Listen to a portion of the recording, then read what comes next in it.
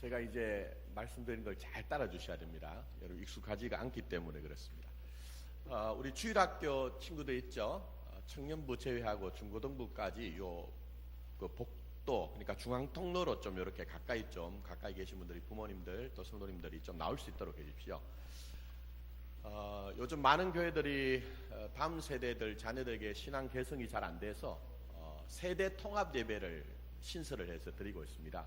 그래서 어떤 식으로 드리느냐, 오늘처럼 주일학교를 담당하시는 분이 나오셔서 교육자가 설교를 하고, 그다음에 이제 각 부서로 가서 이제 전도사님들이 다시 한번 메시지를 하고요.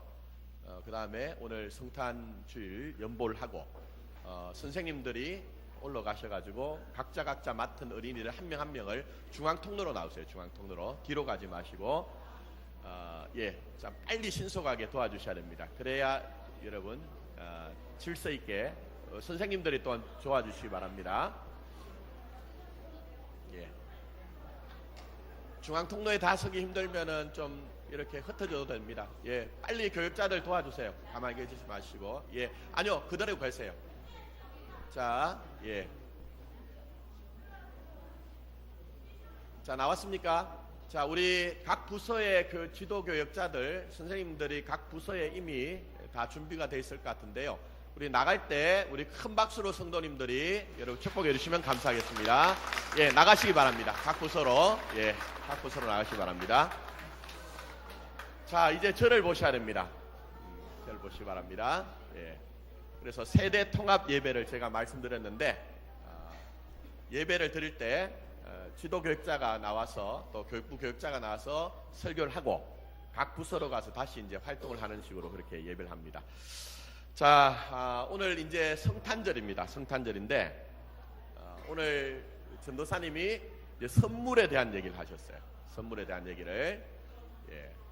여러분, 근데 가장 큰 선물이 뭘까? 가장 큰 선물. 여러분 인생에 기억나는 선물. 어떤 게 있으십니까? 각자 계신 것 같아요.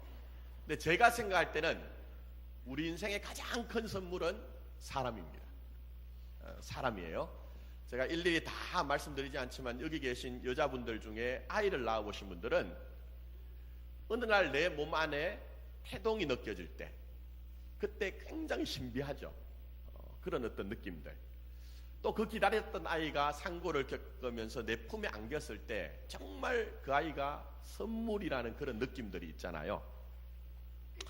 그래서 여러분 잘 보시면 사실은 가장 큰 선물은 사람이에요.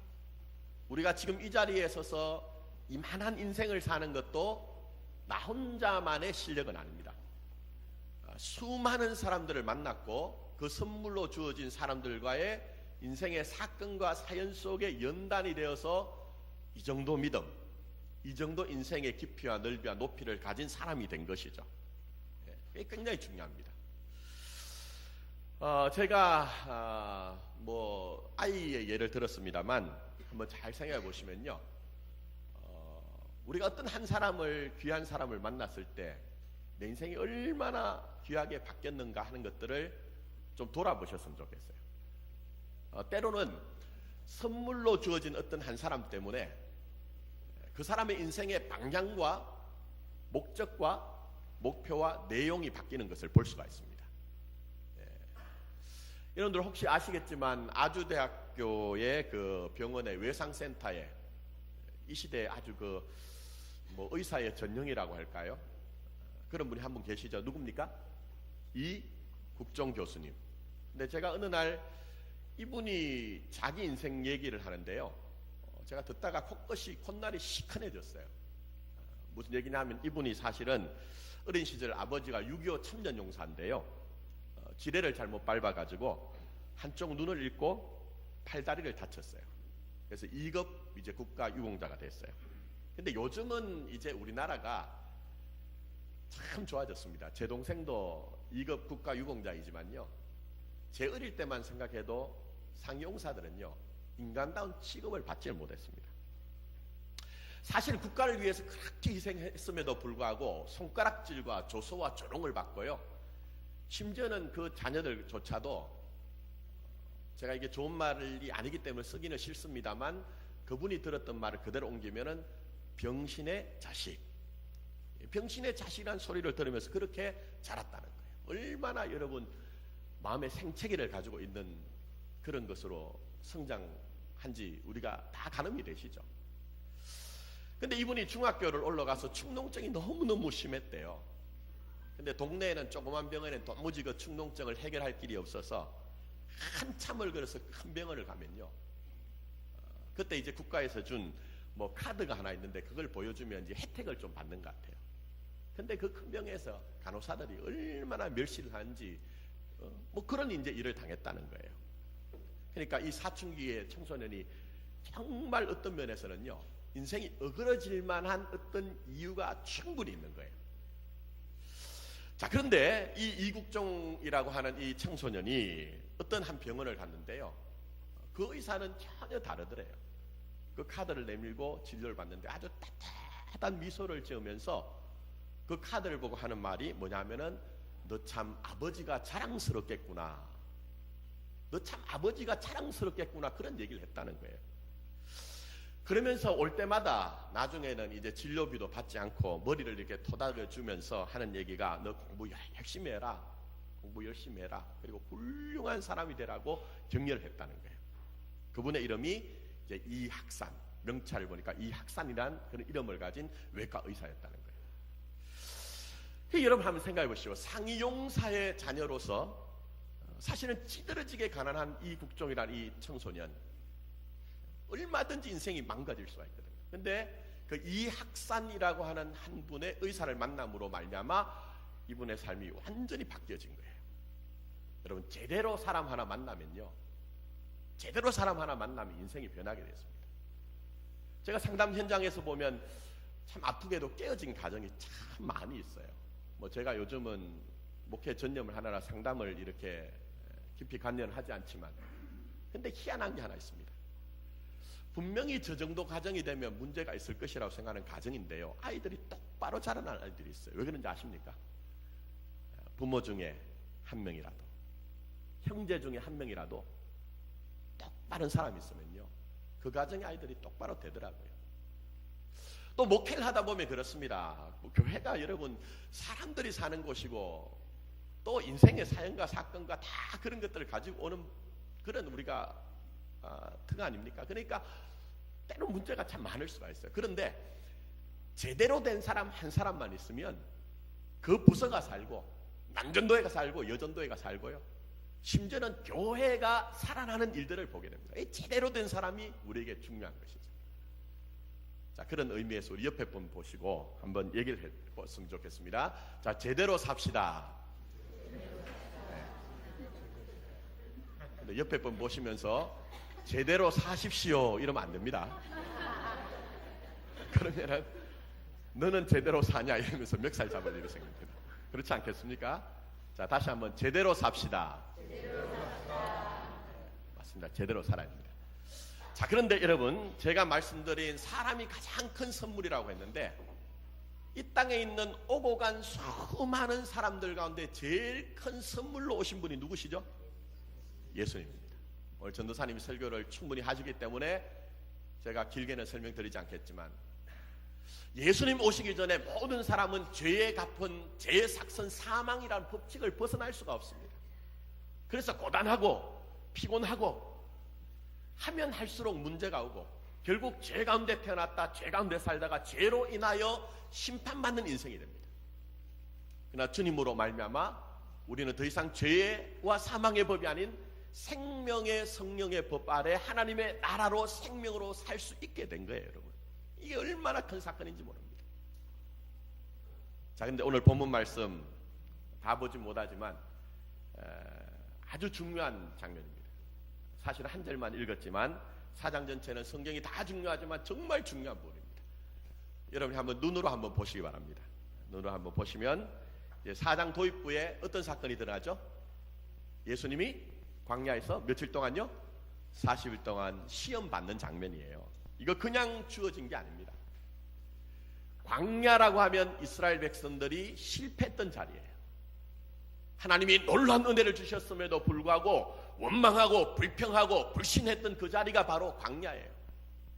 근데 우리 주님은 그 이스라엘 백성들이 실패했던 광야의 자리에서 순종하셨어요. 그리고 그 주님은 지금도 세상 끝날까지 여러분과 함께 하시면서 우리를 최종적인 승리를 주실 것이라는 것입니다. 할렐루야. 떠나서 세 가지 시험이 등장합니다. 이 세 가지 시험은 사실은 아담의 선악과 사건과 관련이 있습니다. 사도 요한이 요한 1서 2장 15절부터 16절에 우리가 가진 문제에 대해서 진단을 하기를 뭐라고 진단을 했느냐? 육신의 정욕과 안목의 정욕과 그 다음 뭐죠? 이생의 차례라고 했어요. 여러분 잘 한번 생각해 보세요. 선악과 사건에서 아담은 그 나무를 본적 먹음직도 하고, 요게 뭐죠? 육신의 정욕이에요. 육신의 정욕에서 실패했어요, 여러분. 또 보암직도 하고는 뭐죠? 안목의 정욕이에요. 이게 실패했어요, 여러분. 또 지혜롭게 할 만큼 탐스럽기도 한 나무인지라, 요건 뭐죠? 이생의 자랑이에요. 실패했습니다. 근데 우리 주님은 이 모든 시험에서 승리하셨습니다. 그러므로 우리도 광야 같은 이 세상에 여러 가지 시험들 당합니다. 어려움 당합니다. 그러나 이미 승리하신 주님이 여러분에게 힘과 능력을 공급하시면서 여러 가지 시험과 고난 가운데 쓰러지거나 좌절하거나 망하지 아니하고 결국은 예수 그리스도의 힘과 능력으로 우리를 승리하게 한다는 거예요. 이게 얼마나 놀라운 우리에게 복음인지 몰라요. 자, 그 다음에 14절부터 30절 보시면 시간 관계상 짧게 봅니다. 아주 중요한 부분인데 나사렛 선언입니다. 예수님이 자신의 고향 나사렛에 가서 회당 가운데 선포한 말씀인데요. 제일 중요한 부분만 여러분이 눈으로 한번 따라 보십시오. 자, 17절부터 19절입니다. 선지자 이사야의 글을 들이거늘 책을 펴서 이렇게 기록된 데를 찾으시니 주의 성령이 내게 임하셨으니 이는 가난한 자에게 복음을 전하게 하시려고 내게 기름을 부으시고 나를 보내사 포로된 자에게 자유를, 눈먼 자에게 다시 보게 함을 전파하며 눌린 자를 자유롭게 하고 주의 은혜의 해를 전파하게 하려 하십니다. 요게 주님이 주시는 선물의 내용이에요. 하나님의 선물이신 주님이 이 땅에 오셔서 여러분에게 주시는 그 선물의 내용을 설명하고 있는 거예요. 근데 이걸 한마디로 얘기하면 뭐죠? 오늘 본문 읽은 말씀으로 딱 정리를 하면 하나님 나라 복음입니다. 하나님의 나라 복음이에요. 근데 중요한 것은 이것입니다. 나사렛 해당에서 이 이사야 61장 1절과 2절 말씀을 우리 주님께서 선포하시고 21절 말씀 보시면 그 예언하신 성경의 말씀이 나로 말미암아 이루어져서 지금 시작되었다고 얘기를 하고 있어요. 그러면 과연 나사렛 해당에 있던 그 수많은 사람은 주님의 이 말씀을 듣고 하나님의 그 선물인 예수님을 영접하고 환영하고 그들이 믿었을까요? 아닙니다. 말씀을 보시면 30절에 그들은 어떻게 하죠? 예수님을 회당에서 쫓아내었습니다. 30절까지 보시면요, 쫓아낼 뿐만 아니라 예수님을 죽이려고 했어요. 예수님을 해당에서 쫓아내는 것뿐만 아니라 예수님을 죽이려고 했어요. 그럴 때에 예수님께서는 30절에 그들 가운데로 지나서 가시니라고 얘기했습니다. 무슨 얘기입니까? 예수님 영접하지 않으면, 예수님 믿지 않으면 아무리 하나님의 큰 선물이신 예수님이 우리에게 오셨다 할지라도 아무 소용이 없다는 거예요. 결론으로 말씀드립니다. 그렇기 때문에 주님이 뭘 말씀하십니까? 영접하라고 하세요. 영접하라고 하세요. 하나님의 선물인 예수님을 영접하지 못하면 하나님의 선물인 주님과 주님이 주신 그 놀라운 하나님 나라의 복음은 우리와 아무 상관이 없다는 거예요. 떠나서 믿으라고 합니다. 믿되 제대로 온전하게 믿으라고 합니다. 온전하게 믿지 못하면요, 오늘 여기에 제가 읽어드린 그 말씀, 포로된 자에게 자유를, 눈먼 자에게 다시 보게 하고 눌린 자를 자유롭게 하는 그 하나님의 나라의 복음인하고는 아무 상관이 없는 거예요. 이제 말씀 맺습니다. 믿음에 대해서 제가 좀 설명드리기 위해서 전혀 성경적이지 않은 얘기입니다. 그냥 우스갯소리니까. 또 김 목사가 이런 얘기 했더라 해가지고 밖에 나가서 김 목사가 이단되지 않도록 그렇게 해주셔야 됩니다. 어떤 남자분이요, 자기 아내를 굉장히 지극정성으로 섬겼대요. 섬기는 정도가 아니라 그 정도가 지나쳐서 경처가였답니다. 경처가가 뭐죠? 아내를 경배하는 것뿐만 아니라 아내만 보면 경기를 일으키는 사람이에요. 평생 살면서 굉장히 힘들었던 것 같아요. 이제 죽어가지고 천국 문 앞에 섰는데, 천국 문 앞에 베드로가 서가지고 천국 문화로 들어갈지 들어가지 못할지 시험을 하는데, 그건 단순한 질문이에요. 예수님이 누굽니까? 라고 물을 때 뭐라고 대답해야 되죠? 주는 그리스도시요 살아계신 하나님의 아들입니다. 이렇게 대답하면 그 안에 들어가는 거예요. 근데 이 남자분이 와서, 남편이 와서 이제 질문을 하고 주고받아야 되는데, 급한 일이 생겼든지 베드로가 화장실을 가야 되는지, 잠시만 당신이 이 자리에 있고 내가 급한 일이 있어서 좀 다녀올 테니까 이 자리에 있으라고 한 거예요.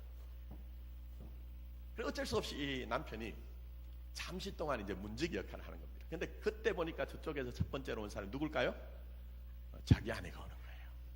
가슴도 두근거리고 경기를 일으키는데, 그 이제 아내가 왔는데, 다행히 이 아내가 자기 남편인지는 생각을 못 하는 거예요. 생각을 못 하는데 질문합니다. 예수님 누굽니까? 하니까 이 여자분도 교회를 다녔던지 주는 그리스도시요 살아계신 아들입니다 라고 했더니, 거기서 남편이 하나를 떠나갑니다. 그 주는 그리스도시요 살아계신 하나님의 아들이란 말을 체코말로 한번 해보세요. 무슨 얘기일까요, 여러분? 자기 아내가 천국 들어갔을까요? 못 들어갔을까요? 농담입니다만 못 들어갔을 거예요. 왜 그렇게 했을까? 남편분은 상처가 있기 때문에. 상처가. 그런데 이 땅에 있는 모든 인생들은 죄로 말미암아, 인생의 사연으로 말미암아 다 상처가 있습니다. 그 상처의 내용은 보통 심리학자들이 A형 상처가 있다고 이야기합니다. A형 상처는 absence, 부재, 사랑의 결핍, 그것 때문에 상처가 생긴 사람이 있다는 거예요. B형 상처, bad, 내가 사람과의 관계 속에서 큰 고통을 받았어요. 근데 이게 양상이 다릅니다. A형 결핍은 뭐냐 하면요, 사랑에 대해서 자꾸 갈구하면서 어떤 사람에 대해서 자꾸 속박을 합니다. 그 사랑을 독점하려고 합니다. B형은 어떨까요? 사람에게 상처 입은 것이 두려워서 사람을 자꾸 멀리합니다. 대표적으로 여러분, 가룟 유다를 잘 보시면요, 가룟 유다가 왜 그렇게 했을까요? 제가 볼 땐 A형 상처를 받았어요. 사랑의 결핍이 있기 때문에 주님의 사랑 12명의 제자군에 나만 받아야 된다는 거예요. 이게 바로 부족한 믿음이에요. 왜곡된 믿음이에요. 근데 여러분, 막달라 마리아 한번 생각해 보세요. 막달라 마리아는요, 누가복음에 보니까 이 여인이 7 귀신이 들린 여자라고 얘기했어요. 얼마나 심각합니까? 성경적이지 않은데 전성에 의하면 이 여자는 몸을 팔던 여자래요. 근데 이 여인에 있던 모든 죄와 상처와 눈물과 해안이 예수님을 만나서 마리아야 마리아야 하는 그 음성을 듣고 주님을 영접하고 주님을 온전히 믿고 따를 때 전부 다 눈 녹듯이 사라져버립니다. 치유의 역사가 일어납니다. 회복의 역사가 일어납니다. 굉장한 믿음을 가진 아름다운 사람이랍니다. 그래서 어떤 일을 합니까? 마지막 십자가의 자리에서 모든 사람이 다 도망갈 때도 그때 이 마리아는 그 자리를 지켜냅니다. 그리고 주님이 부활하실 때 가장 먼저 그 동굴 향해, 무덤을 향해 나갔던 사람이 누굽니까? 막달라 마리아이죠. 말씀 맺으면서 우리에게 오신 하나님의 위대한 선물이신 주님을 영접하십시오. 그리고 그분을 믿으십시오. 믿되 온전히 믿으시기 바랍니다. 그럴 때 분명히 주님의 역사는 우리 가운데 나타날 것입니다.